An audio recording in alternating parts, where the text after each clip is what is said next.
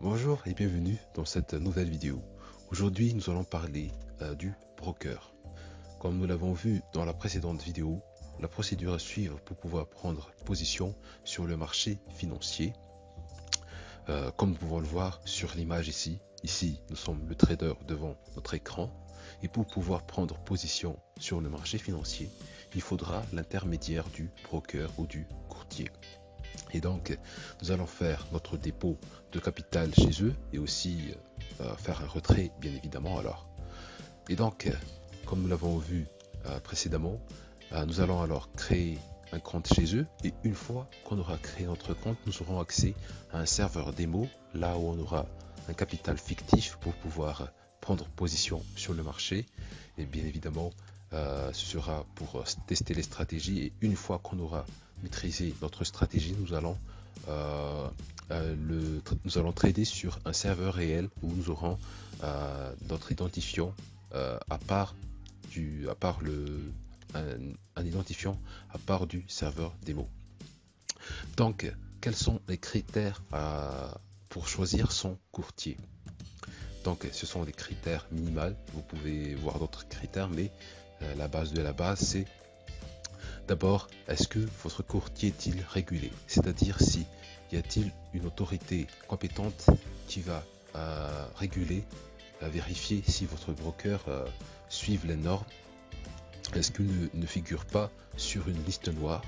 Par exemple, en fait, ici, il y a l'autorité des marchés financiers en France, l'AMFFrance.org ici, et là, je suis sur la liste noire et des mises en garde, c'est-à-dire des brokers douteux.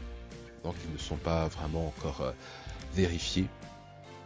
Et rien qu'aujourd'hui, nous sommes le 19 octobre 2022, l'AMF, on a checké, ils ont détecté 4 nouveaux brokers, donc ils ne sont pas encore régulés, donc il faut faire attention.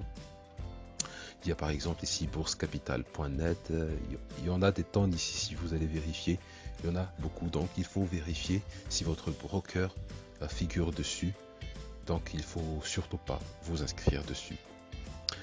Deuxième point qu'il faut vérifier, c'est le mode de paiement accepté. Est-ce que votre broker accepte-t-il les virements bancaires? Est-ce qu'ils acceptent les portefeuilles électroniques comme PayPal, Perfect Money? Est-ce que votre broker accepte-t-il les crypto-monnaies, Payoneer, Skrill, etc. Il y en a beaucoup, mais généralement, les bons brokers, ils auront tendance à diversifier leur mode de paiement pour vraiment pour pouvoir avoir le plus de clients possible. Et troisième point, j'ai vu aussi les dépôts minimum varient selon votre broker. Nous allons le voir ici dans les listes des courtiers que j'ai listés. Il y a aussi l'effet de levier. Quel sera l'effet de levier proposé par votre broker? En gros, nous allons le détailler dans une autre vidéo, mais à vrai dire, si on va trader avec un petit capital, soi-disant 250 euros, voire même 1000 euros, comme ça, ce sera encore un petit capital. Et comme on l'a vu dans la précédente vidéo, seulement pour le Forex, la transaction journalière était de 6,6 milliards de dollars.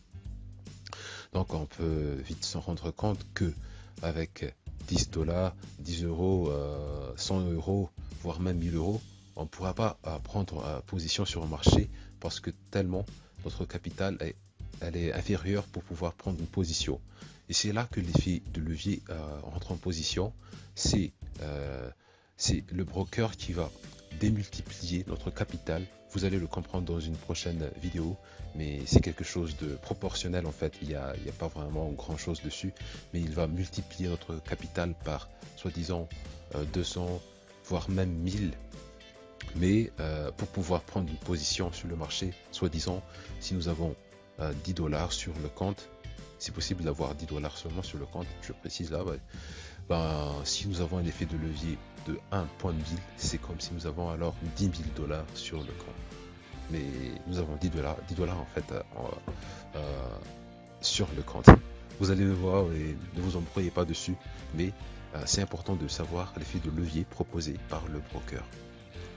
Quel sera le délai d'exécution du dépôt et du retrait? Est-ce que ça va durer, est-ce que ce sera instantané? Est-ce que ça va durer 1 heure, 48 heures? Ça dépendra du broker. Et en fait, quelle sera aussi la commission du broker? Parce que ce sera en fait, le broker ne va pas travailler gratuitement pour nous. Il va prendre une commission généralement sur chaque position que nous allons prendre. Il y aura une part pour le broker en fait.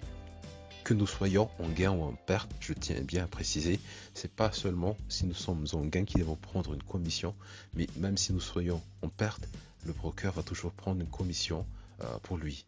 Ne vous inquiétez pas, il ne s'agit pas vraiment d'un montant conséquent, mais il faut prendre en compte cette commission pour chaque prise de position. Il y aura aussi le type de compte, comme je l'ai dit tout à l'heure par rapport à l'effet de levier. C'est intimement lié. Il y a des comptes standards avec des capitaux qui sont assez importantes, soi-disant assez importantes. Il y a aussi des micro-comptes où on peut déposer, même à partir de 5 $, on peut faire un dépôt selon le broker. Nous allons voir ça dans d'autres vidéos pour voir précisément l'effet de levier, les types de comptes, les pips et les lots, pour que vous puissiez vraiment comprendre. Et quelles sont les plateformes de trading proposées par le broker? Généralement, ce sera MetaTrader 4 et MetaTrader 5 qui va sortir du lot. Il y a aussi CTrader et il y en a d'autres mais qui ne sont pas assez populaires. Mais j'ai mis comme exemple MetaTrader 4 et MetaTrader 5. Et donc, grâce au logiciel MetaTrader 4 ou MetaTrader 5 proposé par le courtier, nous allons l'installer sur soit notre ordinateur, notre iPhone ou notre téléphone Android, et nous pouvons trader sur divers appareils. Et donc, j'ai à peu près fait le tour. Peut-être qu'il y aura encore d'autres points que je n'ai pas précisés, mais généralement, ce seront les points essentiels pour choisir votre broker. Et donc, il y a ici, j'ai mis mon expérience avec les brokers. En fait, j'ai plutôt eu un mauvais... Mon première expérience, c'était plutôt un cauchemar en fait, je vous l'avoue. C'est la raison même pour laquelle j'ai décidé de faire ces formations, pour que vous ne tombiez pas dans des pièges en fait. Le trading, c'est quelque chose de logique, c'est pas une arnaque, mais l'arnaque peut se situer au niveau peut-être du broker, peut-être des formations, des trucs comme ça, mais le trading c'est quelque chose de réel, parce qu'au départ je pensais que c'était fake et tout ça, mais c'est quelque chose de vrai. Mais je me suis fait avoir, c'était en novembre 2021 ou en octobre, je ne me souviens plus. Il y avait eu un broker qui était en Asie, c'était USG Trade Asia. Il y avait une tendance en fait à cette époque où il y avait eu des bots de trade pour l'or. C'était genre, il y avait eu AutoTrade Gold, il y en avait eu beaucoup. Eureka Trade, je ne sais même plus, il y en avait eu 5 au minimum. Et donc j'ai choisi de piocher sur l'USG Trade Asia. En gros, c'était un bot qui va nous trader une fois par jour sur le marché de l'or. Et il y avait eu tellement de youtubeurs, ou sur Telegram, il y avait eu, je voyais tous les jours des captures d'écran que c'était en gain. Moi, j'ai gagné quelque chose genre 10 €, 20 € par jour, et donc ça m'a titillé. C'est la première fois que je voyais le trading en fait, et j'ai décidé de créer un compte dessus sans savoir quoi que ce soit. Bien sûr, c'était un youtubeur qui m'a donné un lien, si je ne me trompais pas. Et c'était un peu mon parrain, et donc il m'a donné les étapes à suivre en fait pour installer mon compte et tout ça. Je savais rien, j'étais comme un pantin en fait, je suivais seulement les ordres. Tu déposes l'argent, il y aura patati patata, tu vas gagner, nanana, nanana. Et puis un jour en fait, j'ai déjà fait les dépôts et tout ça, tout était configuré, et un jour j'avais accès à mon compte, mais je pouvais plus faire le retrait. Et comme je l'ai précisé tout à l'heure, en fait, j'ai vérifié, mais le broker n'était pas du tout régulé et que c'était un arnaque en fait. C'était mon première expérience sur le trading, mais même si j'ai perdu pas mal d'argent, j'essaie de voir le côté positif parce que maintenant je fais du trading en manuel et aussi avec des bots, mais plus avec des brokers que je connais pas, comme USG Trade Asia. Je vous conseille pas. Je pense que depuis le temps ils sont déjà fermés. Je sais pas, mais il faut vérifier votre broker. C'était l'occasion pour en parler parce que je parlais du broker ici. Désolé parce que je prends beaucoup de temps pour expliquer quelque chose ici. Mais bon, quelles seront alors, voici quelques listes de courtiers que je peux vous proposer. Il y en a beaucoup. Il y en a beaucoup. J'ai juste tapé ici liste de brokers régulés en Europe. Il y a Vantage FX, il y en a IG Market, Admiral Market, Swissquote, et je pense qu'à partir de maintenant vous allez voir ces noms parce que vous allez débuter en trading, vous allez voir ces noms de brokers un peu partout maintenant parce que ce sont plutôt les brokers que la plupart des traders utilisent. Et donc j'ai fait une petite liste ici. J'ai commencé un peu par Deriv parce que la prochaine vidéo ce sera comment créer un compte chez un broker. Et donc j'ai un peu choisi Deriv parce que je vais aussi commencer le trading des indices synthétiques. On verra ça dans d'autres vidéos. Et Deriv nous propose ce type de marché. Donc chez Deriv, le dépôt minimum c'est à partir de 5 $. Donc vous pouvez faire un dépôt pour 5 $. Ça ne veut pas dire que vous allez faire un dépôt à 5 $, mais le dépôt minimum, ce sera 5 $.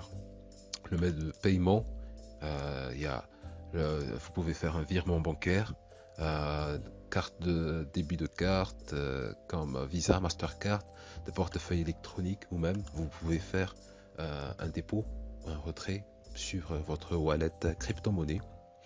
Et la plateforme de trading, ce sera le MetaTrader 5. Et comment avoir ces détails en fait? Tout simplement, je prends l'exemple ici, il y a Just Market. Pour ceux qui connaissent, avant c'était Just Forex. Et donc l'exemple c'est vous allez mettre Just Market et peut-être vous allez mettre Deposit, ça veut dire dépôt. Et vous tombez sur généralement le premier lien. Et là je suis sur le lien du deposit et du retrait de Just Market. Nous pouvons voir ici que pour Just Market on peut faire un dépôt avec tout ça, votre carte Mastercard ou Visa, Skrill, il y a Perfect Money, il y a même beaucoup que je connais pas. Vous pouvez aussi faire un dépôt avec votre crypto-monnaie. Vous avez un wallet en Bitcoin, en USD Coin, en Ethereum. Et ici les frais sont à 0%, tout ça. La transaction du montant par transaction c'est de 2 € minimum. Pour ceci, pour Visa ce sera 5 $. Pour Perfect Money ce sera 5 $. Et il n'y a pas de plafond pour Perfect Money parce que pour les autres, par exemple pour Visa, la montant par transaction est de 10 000 $. Et donc le temps de traitement est instantané. Donc une fois que vous allez faire votre dépôt, normalement, si tout se passe bien, votre compte sera crédité en temps réel. Et pour le retrait, vous avez les informations ici. Ça peut durer peut-être pour Perfect Money c'est genre instantané ici, mais pour Visa ça peut prendre 4 à 10 jours. Ça dépend alors selon votre mode de paiement. Pour les crypto-monnaies ça peut prendre jusqu'à 2 heures aussi. Bon, vous allez checker, il y a une liste ici, il y a déjà une liste ici, il y a aussi une liste ici. Et comme exemple, heureusement je l'ai précisé ici, j'ai dit tout à l'heure que les dépôts minimum varient vraiment selon le broker et le mode de paiement. Comme pour Deriv, ce sera à partir de 5 $. Mais sur le broker de IC Market, vous pouvez même faire un dépôt à partir de 1 $. Donc on voit bien que le dépôt varie vraiment déjà selon le marché. Et sur Admiral Market, ce sera à partir de 100 $. Donc il faut bien vérifier à votre broker avant de vous lancer dessus. Ce sera seulement une courte liste ici à Tickmill, FC Pro, FXCM, Pepperstone, Avatrade. Il y en a encore FBS, je n'ai même pas mentionné dessus. Il y en a beaucoup. Mais à vous de faire votre choix. Et dans la prochaine vidéo, nous allons créer un compte chez Deriv. Nous allons voir les étapes à suivre. Et après, nous allons prendre une position pour la vidéo d'après. Et c'est tout. Je pense qu'on a fait le tour sur les brokers, sur les points essentiels. Et sur ce, je vous laisse et je vous souhaite une bonne journée à vous. Et surtout, n'hésitez pas à laisser un commentaire, un pouce bleu et à vous abonner surtout pour me motiver dans les formations que je produis. Bonne journée à vous. C'est la troisième fois que je répète bonne journée, je pense. À plus.